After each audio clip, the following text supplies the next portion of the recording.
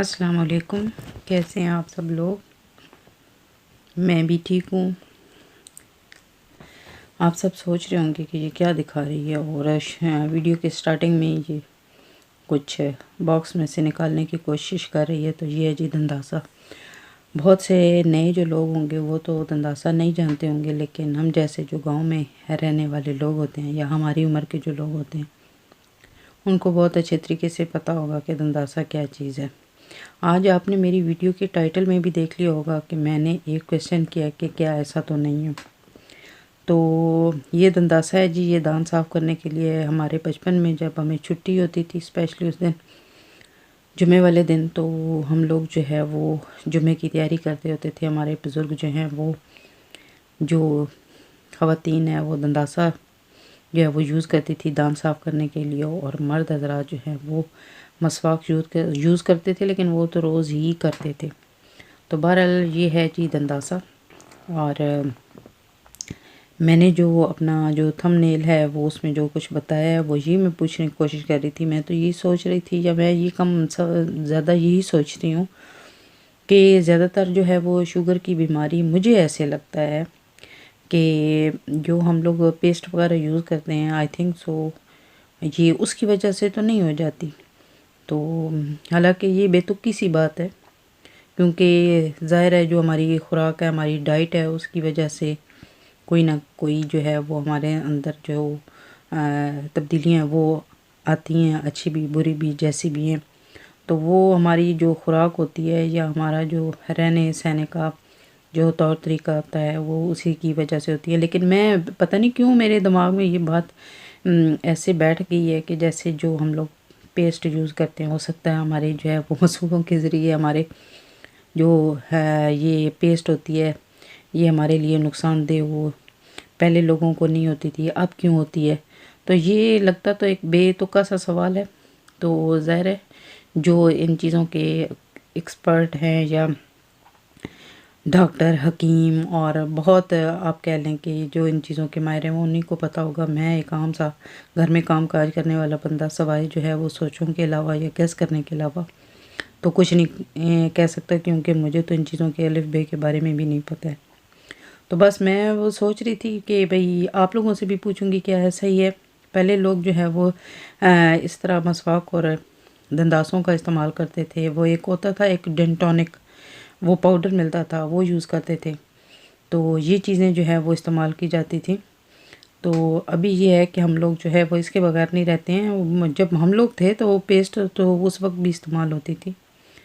तो ये नहीं कि वो नहीं होती थी, लेकिन ज़्यादा लोग इन्हीं चीज़ों का इस्तेमाल करते थे। तो हो सकता है उस वक़्त वो शुगर की मशीनें भी ना हो तो लोगों को पता ही ना चलता हो कि शुगर जो है वो हो सकता है लोगों को हो भी जाती होगी। तो अभी जदीद दौर है जी, हर चीज़ का पता चल जाता है।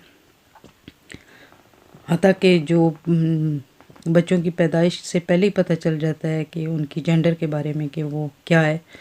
तो ज़िंदगी तब्दील हो चुकी है, और बहुत हर चीज़ में बहुत ज़्यादा जो है वो तब्दीली आ चुकी है। तो बहरहाल ये मेरी एक सोच थी, आप बताइएगा आपकी क्या राय है? है तो मैं तो खुद मैं इस बारे में ज़्यादा सोचती हूँ, लेकिन आप लोग कहते होंगे कि कोई ऐसे ही बेतुका सा सवाल छोड़ रही है। बहरहाल आप बताइएगा कि आप क्या सोचते हैं। तो ये आप देख रहे होंगे जी, आज मैंने बनाया है कड़ी पकोड़े, और कड़ी बन चुकी है, और साथ ही मैंने पकोड़े भी रखे हुए हैं। ये कड़ी बनाते हुए मैंने जो है वो उसके ऊपर से कुकिंग ऑयल जो था वो निकाल लिया है, क्योंकि हम लोग तो ऐसे ही करते हैं कि हम ऑयल निकाल लेते हैं, क्योंकि कड़ी में ज़्यादा जो है वो ऑयल हमें पसंद नहीं है। तो इस तरह अगर घनी सी वो बने या ज़्यादा थिक वाली बने तो आपको पता है वो जो ऑयल होता है वो उसके अंदर ही रह जाता है। तो इसलिए हम लोग निकाल लेते हैं, और उसके बाद जो जब कड़ी रेडी हो जाती है तो इसके ऊपर डाल देते हैं। अभी आपने देखा होगा कि कड़ी में मैंने चावलों का भी इस्तेमाल किया है। तो वो इसलिए किया है कि हम लोग जब भी कड़ी बनाते हैं तो इसमें एक तो दही जो है उसमें बेसन भी डालते हैं, और साथ थोड़े से चावल डाल देते हैं। इससे ये होता है कि कड़ी आपकी कभी भी ख़राब नहीं होती। तो कभी कभी आपने सुना होगा कि कड़ी के बारे में यही कहा जाता है कि कड़ी जब आप बनाते हैं तो वो सही तरह से वो नहीं बनती, और वो आज इस तरह से उसकी जो है वो हमारी ज़बान में तो उसे यही कहेंगे कि वो ख़राब हो जाती है या फिट सी जाती है या फट जाती है, जो भी है उसको कहें। तो ये चावल डालने से और थोड़ा सा बेसन डालने से ये होता है कि कड़ी बहुत अच्छे तरीके से बनती है और कभी आपकी कड़ी ख़राब नहीं होगी। तो हम लोग तो यहाँ पे बनाते हैं दही वगैरह की। पाकिस्तान में लस्सी आजकल तो शहरों में लस्सियों शस्सियों का तो इतना कोई नहीं है रवाज, लेकिन गाँव में लोग जो है वो लस्सी के साथ कड़ी बनाते हैं। तो कड़ी माशाल्लाह से जी बड़ी ज़बरदस्त और बहुत ही अच्छी और बहुत टेस्टी बनी थी। तो रात को ये चीज़ें मैंने बना दी थी, और दिन को चूँकि इन्होंने खाना सबने खा लिया था, तो इसलिए फिर रात को सिर्फ उन्होंने स्पून के साथ खाई है। तो ये दूसरे दिन का मेरा व्लॉग है, और इसमें आप देख रहे होंगे कि मैं जो है वो तैयारी कर रही हूँ खाने की। तो ये सुबह जी नाश्ते का टाइम है, और अभी मैं कड़ी वगैरह जो है वो मैंने गर्म कर लिया है, सारी जो है वो चीज़ें रख रही हूँ, और उसके बाद मैं रोटियाँ बना लूँगी।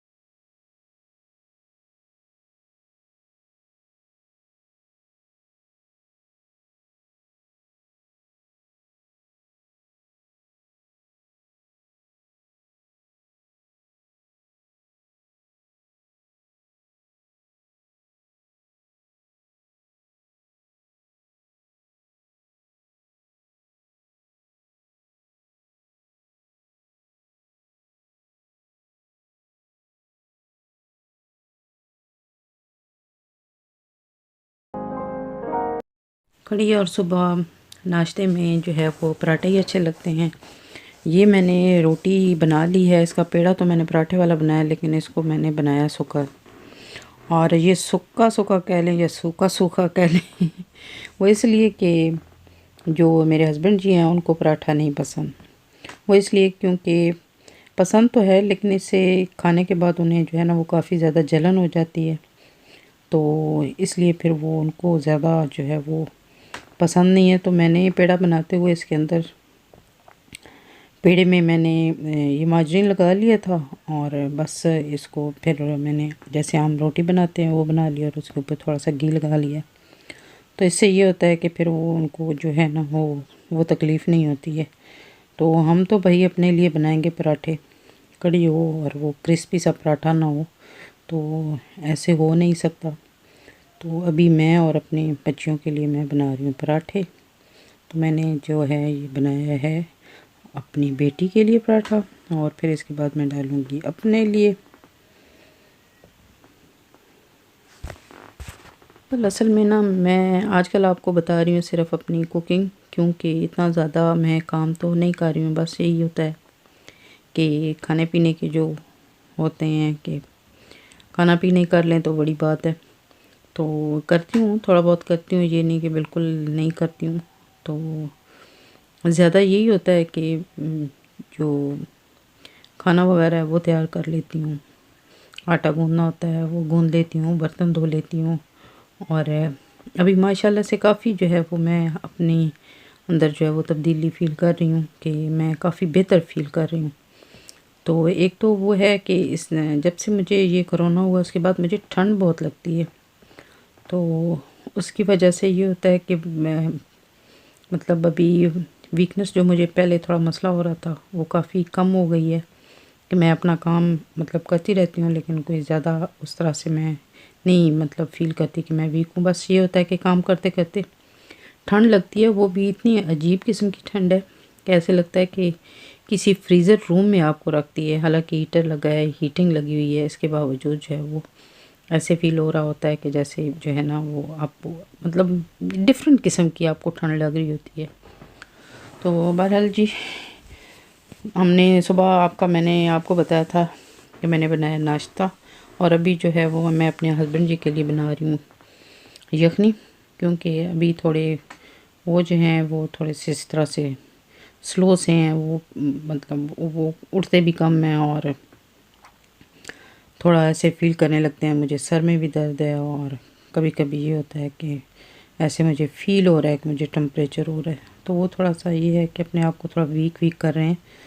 तो अभी उठ गई हूँ, तो थोड़ा बहुत ये है कि अभी बना रही हूँ मैं यखनी उनके लिए।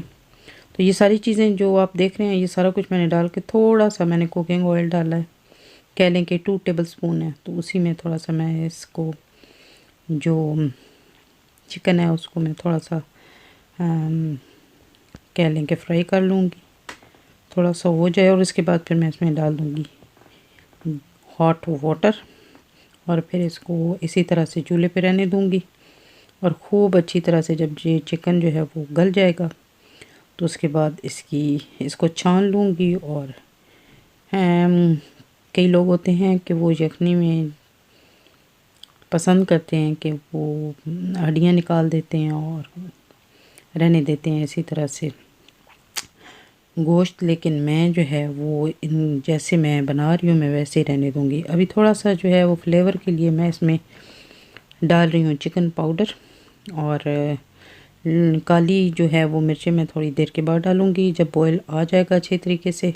और साथ मैंने ये ज़रा जो मोटी वाली रेड चिलीज़ हैं वो इसलिए डाली हैं, थोड़ी सी इसमें तीखापन हो ताकि जो हमारे गले ख़राब हैं वो थोड़ी ठीक हो सकें। तो साथ मैंने इसके बॉईल कर लिए हैं अंडे, और यखनी मेरी आपने देख ली है कि हो गई है रेडी।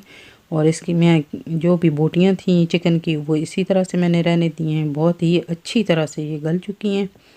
और अंडे मैंने बॉईल करके साथ इसलिए रखे हैं कि जिसने डालने होंगे वो इसी में डाल के खा लेगा, नहीं तो वैसे खा लेगा। तो ये था जी मेरा आज का व्लॉग। इसके साथ मैं आपसे इजाज़त चाहती हूँ। दुआओं में याद रखिएगा। अल्लाह हाफिज़।